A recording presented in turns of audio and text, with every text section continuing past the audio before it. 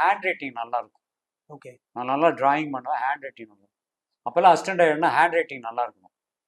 இப்போ இந்த ரைட்டர் எழுதி கொடுக்குறது, லிரிக் ரைட்டர் எழுதி கொடுக்குறதெல்லாம் அழகாக எழுதணும். ஸோ ரைட்டர் எழுதி கொடுக்கும்பொழுது ஸ்கிரிப்ட் எப்படி எழுதுவாங்கிறது நம்மளுக்கு ப்ராக்டிஸ் ஆயிடுச்சு.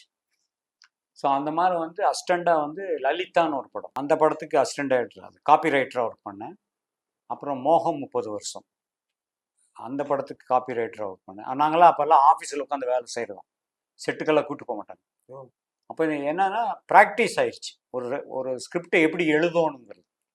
ஸோ அனுபவங்கள் தானே. நான் வந்து படிப்படியாக வந்தவன் தான், எடுத்தோடனே வந்து டைரக்ஷனில் பண்ணல.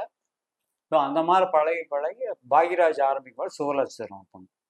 Super sir. அதுக்கப்புறம் மௌன கீதங்கள் ஒர்க் பண்ணேன், அவரோட படமே. அந்த டைமில் தான் ஆர் சுந்தரா சார் வந்து மௌனங்கள் பண்ணிட்டு இருக்கும்போது அவருடைய கோ டைரக்டர் கோகுலகிருஷ்ணா, அவர் இண்டிவிஜுவலாக அதே கம்பெனிக்கு அர்ச்சனை பூக்கள் படம், என்னுடைய ஒர்க்கிங் ஸ்டைலெல்லாம் பார்த்தோன்னா என்னோட கோ டைரக்டரை வந்து கூப்பிட்டு போயிட்டார். ஸோ அர்ச்சனை பூக்களில் கோ டைரக்டர் ஆனேன். அந்த படம் பண்ணிட்டு இருக்கும் பொழுது ஆர் சுந்தரா பயணங்கள் முடியல ஆரம்பிச்சார்.